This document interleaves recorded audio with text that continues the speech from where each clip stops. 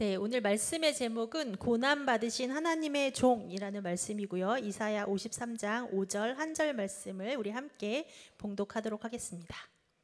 그러나 그가 찔린 것은 우리의 허물 때문이었고 그가 상처를 입은 것은 우리의 죄악 때문이었다.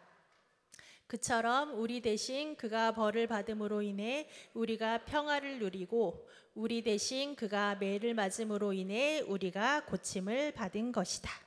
자, 여기 커다란 선물 상자가 있어요. 여기 선물 상자에 어떤 선물이 들었으면 좋을까요? 어떤 선물을 받고 싶은가요? 어떤 선물 받고 싶어요? 어떤 친구는 돈을 받고 싶다는 친구가 있었고요. 어떤 친구는 게임기가 받고 싶다는 친구가 있었고, 어떤 우리 유아부 친구들은 핫쇼핑 뭐 이런 거. 그치요? 자, 오늘은요, 하나님께서 우리에게 주신 아주 특별한 선물, 아주 오래전부터 우리에게 보내주시겠다고 하신 아주 특별한 선물이 무엇인지 함께 알아보려고 하는데요. 하나님께서는 구약시대부터 이 선물에 대해서 알려주시기 위해서 많은 선지자님들을 우리에게 보내주셨어요. 그런데 그 선지자님 중에서 오늘은 특별히 이사야라는 선지자님을 만나볼 거예요. 우리 어린이교회 친구들 지금 이사야서 말씀 배우고 있지요. 그 이사야 선지자님을 만나볼 건데요. 자, 오늘 이사야 선지자님이 우리에게 뭐라고 말씀을 하셨냐면, 여러분, 하나님께서 하나님의 종을 왕으로 보내주실 겁니다. 그런데 사람들은 생각했어요. 왕을 보내주신다고? 지금 우리가 바벨론의 포로로 잡혀와 있어서 힘들고 어려운데 우리에게 왕을 보내주신다고? 우와, 왕은 아마 번쩍번쩍 멋있는 왕관을 쓰고 반짝 빛나는 옷을 입고 여봐라 나를 따르라 이렇게 이야기를 하는 멋진 왕을 보내주실 거야 라고 생각을 했어요. 그런데 이사야 선지자님이 아니에요, 여러분. 하나님이 우리에게 보내주실 하나님의 종은 그렇게 멋진 사람이 아니에요. 얼굴은 좀 못생겼고요.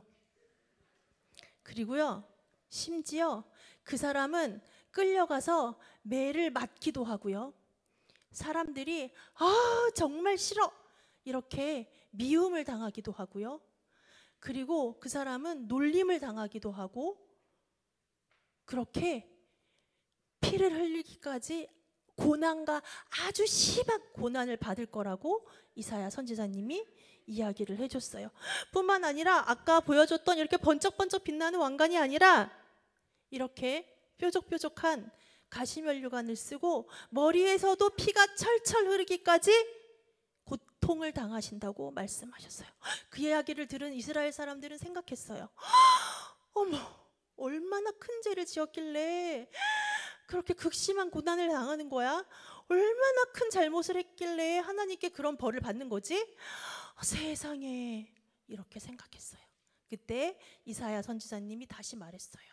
아니에요. 그 사람은 죄가 1도 없어요. 그 사람은 죄가 하나도 없어요. 그 사람이 저런 고난을 당하는 이유는 바로 하나님의 백성인 우리 때문이에요. 우리가 하나님의 말씀을 지키지 않고 우리가 하나님과의 약속을 어기고 하나님의 명령에 순종하지 않고 우리가 하고 싶은 대로 내 마음대로 내가 원하는 대로 살아가고 있기 때문에 그 하나님의 종이 우리 대신 매를 맞으시고 우리 대신 채찍을게 매를 맞으시고 그 창에 찔리시고 피를 흘리시기까지 고난을 당하는 거예요 라고 말씀하셨어요. 여러분, 눈치채셨나요? 이 아주 특별한 선물이 누군지 우리는 아마 알고 있을 거예요. 하지만 우리가 말씀을 통해서 그 선물이 누구인지 한번 보도록 하겠습니다. 로마서 3장 23절에서 24절 말씀인데요. 함께 읽겠습니다. 모든 사람이 죄를 지어 하나님의 영광에 이를 수 없게 되었습니다. 그런 사람이 그리스도 예수께서 주시는 속죄를 통해 하나님의 은혜로 의롭다는 판단을 받습니다. 그것은 하나님께서 거저 주시는 선물입니다. 하나님께서 거저 주시는 특별한 선물, 과연 무엇일까요? 하나님께서 거저 주시는 특별한 선물은 바로 우리를 위해서 십자가에 죽으시기까지 고통당하시고 피 흘려 죽으신 예수 그리스도, 그분이 아주 오래전부터 하나님이 약속하시고 이분을 통해서 우리를 구원하겠다고 말씀하신 그 믿음의 선물, 바로 예수 그리스도이십니다. 자, 그 예수 그리스도를 믿는 우리는 뿐만 아니라 예수님을 선물로 받았을 뿐만 아니라 예수님께서 주시는 구원의 은혜도 선물로 받았습니다. 여러분, 그 하나님께서 주신 구원의 선물, 예수님이 나를 위해서 십자가에서 못 박혀 죽으시고 나의 죄를 용서하시기 위해서 고난 당하셨다는 사실을 믿으시나요? 믿으시나요? 네, 그것을 믿으시는 분들은 그러면 우리 앞으로 어떻게 살아가야 될지 한번 말씀을 통해서 보겠습니다. 요한 1서 5장 1절에서 5절 말씀입니다. 우리 한 목소리로 역시 읽어보겠습니다. 예수님께서 그리스도이심을 믿는 사람은 모두 하나님의 자녀입니다. 아버지를 사랑하는 사람은 또한 그분의 아들도 사랑합니다. 우리가 하나님의 자녀들을 사랑한다는 것을 언제 알 수 있습니까? 그것은 우리가 하나님을 사랑하고 하나님의 명령을 지킬 때에 알 수 있습니다. 하나님을 사랑한다는 것은 그분의 명령을 지키는 것을 의미합니다. 하나님의 명령은 우리가 지킬 수 없을 만큼 그렇게 힘든 것이 아닙니다. 하나님의 자녀라면 누구나 다 세상을 이길 힘을 갖고 있습니다. 세상에 대해 이길 수 있는 승리는 우리의 믿음에 있습니다. 그러므로 세상을 이길 수 있는 사람은 예수님께서 하나님의 아들이심을 믿는 사람인 것입니다. 하나님의 구원의 복음을 믿는 사람은 어떻게 살아야 한다고 말씀하시나요? 하나님의 무엇을 지켜야 되지요? 명령. 하나님의 명령. 하나님의 명령은 무엇일까요? 서로 사랑하라는 말씀입니다. 그 명령을 지키는 것이 쉽다고 말씀하시나요? 어렵다고 말씀하시나요? 쉽다고 말씀하시지요. 여러분, 사랑하는 것이 쉽나요? 쉬워요? 어려워요? 맞아요. 우리는 좀 어려워요. 왜 어렵다고 말씀하시죠? 우리의 구원자 되시는 예수 그리스도를 믿는 믿음이 없기 때문에. 그래서 어려운 거예요. 근데 분명히 하나님께서 오늘 말씀을 통해서 선포하고 계시죠? 우리에게 그 믿음을 선물로 주셨다고. 그래서 그 믿음을 가진 우리는 세상을 이길 수 있는 능력이 있는 사람들이라는 것, 그 말씀을 기억했으면 좋겠습니다. 우리 어린이교회 친구들이 요즘에 암송 찬양을 하는데요, 우리가 함께 읽은 그 오늘 본문 말씀을 암송 찬양으로 하거든요. 그가 찔림, 우리 한번 해볼까요? 다 잘하고 있죠? 시작. 그가 찔림은 우리의 허물 때문이요. 그가 상함은 잘 안 배우고 있어요?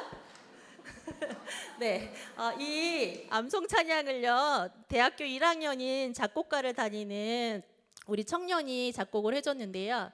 제가 처음에 이 곡을 받고서는 그가 찔림은 우리의 허물을 인함이라, 이 곡이 자꾸 생각나서 이 말씀이 이런 게 어울리는데 너무 경쾌한 거 아니야? 너무 밝은 거 아니야? 이거 어떻게 해야 되지? 얘기를 할까 말까 이렇게 고민하고 있는 찰나에 그 청년의 어머님이신 목사님이 전화가 왔어요. 전도사님, 저희 아들이 어제 밤에 새벽에 작곡을 했는데 제가 아침에 일어나서 들어보니까 묵상을 안 하고 그냥 새벽에 아마 정신없이 한 것 같아요. 곡이 좀 너무 밝던데 다시 하라고 할까요? 이렇게 전화가 왔어요. 그래서 제가 그 통화를 하면서 하나님이 이런 마음을 주시는 거예요. 너 언제까지 고난 당하고 있을래? 언제까지 예수님의 십자가만 묵상하고 있을래?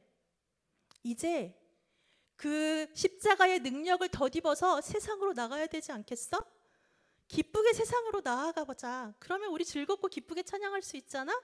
라는 마음을 주시는 거예요. 그래서 아니요, 다시 작곡하지 않으셔도 돼요. 이 찬양을 제가 곰곰이 말씀과 연결지어서 묵상해 보니까 오히려 너무 좋은 것 같아요. 그래서 다시 우리 아이들과 함께 그가 찔림은 이렇게 기쁘게 찬양하면서 그리스도의 능력을 덧입기로 다짐하면서 지금 암송 찬양을 함께 하고 있습니다. 사랑하는 우리 은혜샘물교회 가족 여러분, 우리는 모두 그리스도의 복음의 능력을, 구원의 은혜를 덧입은 하나님의 자녀들입니다.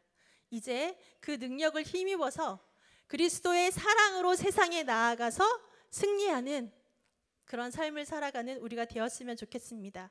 우리가 매일매일 살아가면서 그리스도의 십자가를 잊지 말고 그리스도의 십자가를 매일매일 기억하면서 그 예수 그리스도의 나를 위한 그 사랑, 생명을 내어주기까지 사랑하신 그 사랑의 능력을 덧입어서 사랑으로 승리하는 우리 은혜샘물교회 가족이 되시기를 예수님의 이름으로 축복합니다.